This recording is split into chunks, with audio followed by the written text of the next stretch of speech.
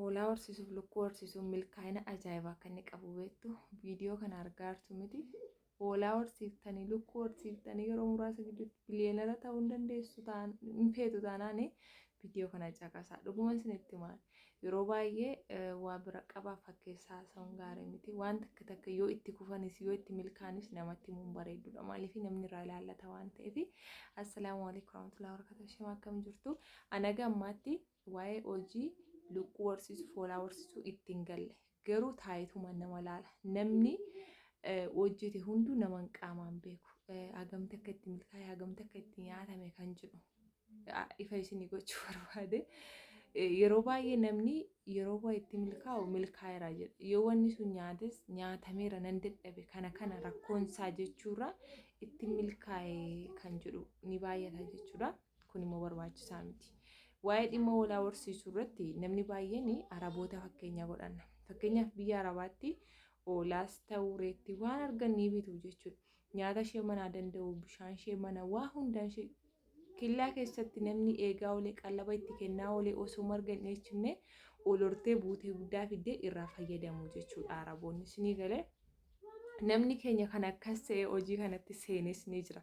Ni milkaa'e moo ni nyaatame. Tarii isinis bor yoon galee oolaa afaan bitaa lukkuu kana bitii horsiisaa kanachi teessanii mana lukkuu haa ijaarratantu jirtu. Hin hojjetinaa jechuu miti bareedduudha. Yeroo lukkuu horsiiftanii nama lukkuu 20 bitee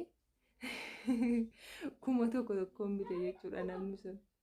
Deebisee 600 nama gurguree hin beekaa jechuudha. Namni tokko irraa bituu dide. Ani yoo yeroo tokko lukkuu horsiisan jedha. Garuu lukkuu horsiisuun rakkoo qaba jechaa hin jiru. Waan takka osoo hin godhin dura qorachuu qabdan. Waan takka isin nyaataaf isin baasaa isaa. Innis maal ture? Lukkuun bitamte suni lukkuu hin qaaqu fixatteedha. Yeroo lukkuu horsiiftan jechuudha lukkuu reefuu lafaa ol dhufaa jirtu takka jechuudha ka takka isin bira teessee ji'a 1 2 3 taatu qallabamtee kaatee hinqaaqu buusuu dandeessu ta'uu qaba. Dhalaa jirti dhalaa turte jedhanii yoo isaan lukkuu gurguddoo fuudhanii isinitti kennan hin fixatti jechuudha. Hinqaaquun faranjii yeroo itti indaaquun faranjii yeroo itti hinqaaqu fixattu qabdi jechuudha. Sanaaf nama akkasitti lukkuu 20,000 bitee midhaan ishee duukaa bitee ganzaba nyaatte itti kasaaree lukkuma kanayyuu maaltu narraa bita foonumaafuu jedhee namatti gurguratee jira jechuudha. Innaa obboleeyyantii gaafa namni viidiyoo garaagaraa hojjetu lukkuu hojjedhee itti milkaa'uu danda'a garuu adeemsa gaafata. Lukkuu gana lafaa guddachaa jirtu ka takka isin bira teessee hinqaaqu buusuu jalqabdu kan hinqaaqu hin fixanne akkasii sana bitadhaa isiniin jedha akka miidhamaa hin taanetti jechuudha. Innaa biyya keenya keessatti hojiin wal baruun yeroof baay'ee si qormaata garuu gaafa hojii wal barte immoo hojii sanarraa ni milkoofta jechuudha. Innaa baruun qaba danda'uun qaba jettee yoommoo of murteessitee wanti hundaayyuu ni danda'ama jechuun barbaada. Inni kan biraan immoo waa'ee oolaa horsiisuuti jechuudha. Mucayyoo wayii dhiyoo kana wajjin oolaa isheen horsiisaa turte gowwoosii wayitii waan murannootiin gooti. Kanuma mucaama dhiyoo kana wajjin viidiyoo waraabaa turre jechuudha. Irra deebitee isin haasofteetti isheellee hin beeku. Akka carraa ta'e akkuma biyya arabaatee galteen yoo dogoggoruu baadhee akkasuma naan jettee 50 jette. Isheen viidiyoo kana dhaggeeffatuu dandeessi. Oolaa 50 wayii bittee. Innaa yeroo bittu akkuma biyya arabaa sanatti mana guddaa oolaan keessa jiraachuu dandeessu fudhattee qallaba ishee bitaa yoo isheen dhukkubsatte marfee waraansisaa nyaata dhugaatii ishee waa hunda achitti jalaa araa kana dandeessee yeroo jettu jijjiiramiin jiru biyya keenya keessatti maaliif oolaa takka nyaata bittee qallabda yoo ta'e jijjiiramti hin jirtu. Dhuguma isiniin jedha yoo danda'amillee wanti isin jijjiiruu danda'u oolaa bittanii qixxeefaa yoo namatti kennatan ama oolaan ji'a 6 afaan dhalti jechuudha. Waan akkasii oolaa bittanii yoo nama biraa keessan ilmoo oolaa 2 yoo dhalte tokko fudhattanii haala kanaan haga tokko yoo muddama wayii qabaattan gurgurattanii fayyadamuu dandeessu jechuudha. Innaa lukkuu horsiisuunis hundaaf milkaa'isnitti hin fakkaatin. Oolaa horsiisuunis Itoophiyaa keessatti oolaa horsiisuun immoo abadan dhima milkaa'u. Yoo danda'ame nama baadiyyaatti galee bitee tikse. Inni tiksaa mana ishee ijaaree fi inoortii kana keessa faayidaa guddoo hin jirti jechuudha. Marga ishee hin bittu. Kunoo alaa nyaatti. Bakka isheen itti galtu hin qopheessitaaf kana yoo ta'e jechuudha. Walaa Itoophiyaa keessatti xiqqoo ishee haalli hojii sitti ulfaata lagiseef maaliif suuqii banuu yoo ta'e suuqii hundumtu suuqii banee keessa dhaabbata. Siigalee isa yoo suuqiin bana jette jechuudha. Anama Itoophiyaa isin jibbisiisaa hin jiru garuu haala isaa isinitti himaa jira jechuudha.